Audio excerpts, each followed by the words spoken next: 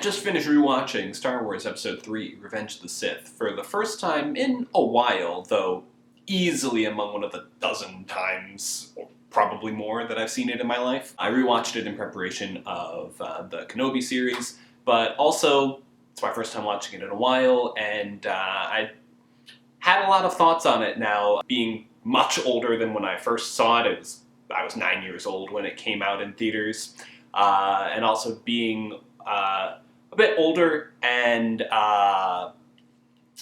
just looking for different things in movies than like when I was in like late high school, college, when I was like, oh, prequels are all bad. Bad movies, so therefore bad. This one, I think when The Force Awakens came out, and I did a review on it, which don't watch, it's cringy. I did like a quick like review and ranking of all of the other movies, and I think I gave Revenge of the Sith a 5.5 out of 10.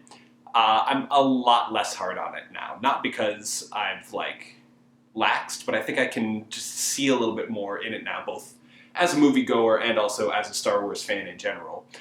Is the movie perfect? No, absolutely not, for sure. I still have some issues with it, but I feel a lot more lenient towards it. It's a lot of fun.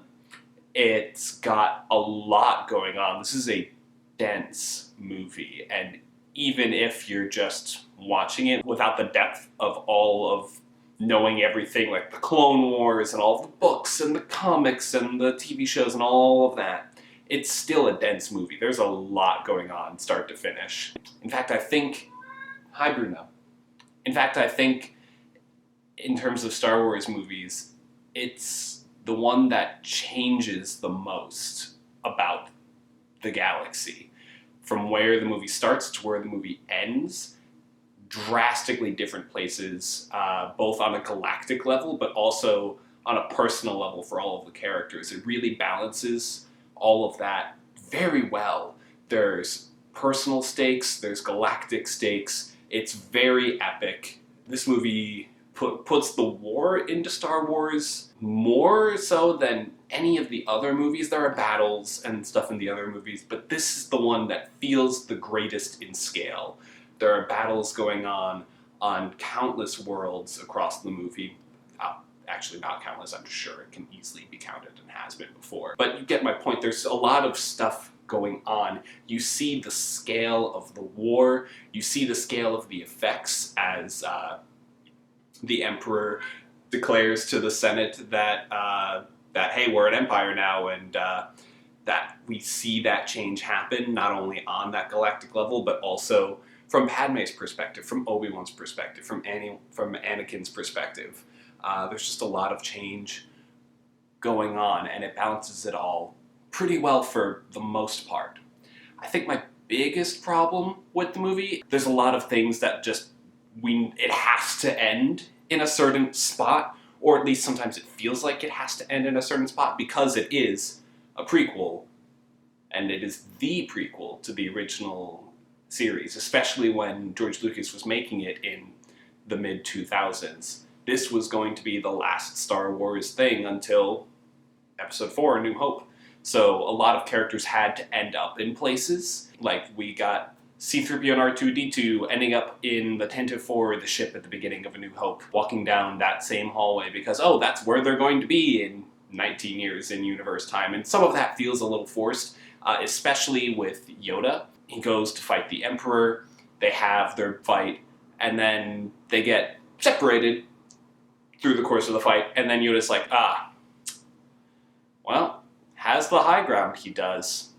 Bested I have been, into exile I must go. When it's like, yeah, I guess in the original trilogy we do see you on Dagobah, and you are in exile, but it just feels weird that you are right there in the room with the Emperor, but because you get separated, you're like, well, give up I do.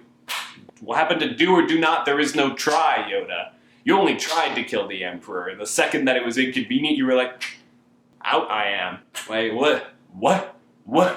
In some ways, it feels like the Star Wars fandom and everyone watching these movies just like accepts that that's the way that it has to be, because yeah, that's where everyone started off in the original trilogy.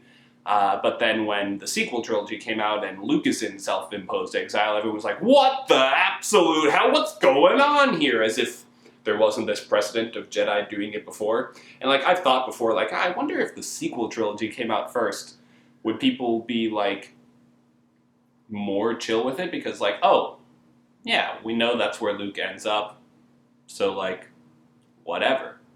That's really what happens here. Obi-Wan and Yoda fail in killing the Emperor, and then they go into exile. Of course, Obi-Wan thinks, or at least can and most likely assumes, that he defeated Anakin. He was successful, so there's only one Sith left. So rather than split up the twins and go into hiding for 19 years and let an entire empire get a foothold and become 19 years established across the galaxy, you could just go and try again to fight the Emperor. Now 2 Jedi and 1 him. And Yoda and him were pretty evenly matched? I don't know. It just feels a little weird. But that's not to take away from the movie as a whole. Especially the beginning. Like 25 minutes feels like an episode of the Clone Wars. And the Clone Wars did a lot of heavy lifting in terms of building up characters and making the changes in the characters, especially Anakin, feel more earned than just the time that we got to spend with him in the movies. That's something that expanded universe stuff can really help with, is make these drastic changes, going from the hero of and the poster boy of the Republic war effort in the beginning to in the Emperor's room and killing Mace Windu in a panic moment and going, oh my god, what have I done? To, yes, I will massacre younglings. We are the Sith in like 30 seconds time. Which is, it's still jarring watching it. It definitely still is, but it feels more earned with the amount of backstory that they were able to get in 6 seasons of the Clone Wars, and then even more if you read the books, and then even more if you read the comics. So, it's just really cool how Star Wars has been melded into a truly dense and fulfilling series. Like, if you read and pick and choose parts that you like and read and watch, which is what I do. I don't know all of the books and comics and everything, but the parts that I do read, I'm like, oh, that's really cool. I really enjoyed Master and Apprentice, and there was a lot of talk and prophecy there, and how Obi-Wan was really like, man, Qui-Gon, you're pretty crazy about prophecies. But here in this movie, he's like, well, Master Windu, is Anakin not the chosen one? Is he not to destroy the Sith and bring balance to the Force? It's like, oh, so now you believe in the prophecies? It's interesting how we see that growth and that character over time. So what really am I saying? To sum it all up, this movie's good. I enjoy it. I don't know how to rank it on a scale out of 10. There are parts that I really love. There are parts that I don't think I'm ever going to fully buy into. And there are parts that, like, I can see that are fun. Some parts that are like, yeah, I guess it's necessary. Some parts that feel weird because they're, like, forcing this story to funnel into where everything starts off in the original trilogy. So it's a mixed bag for sure, but it's really good. I really enjoy it. I enjoy the work that's done with the characters in it.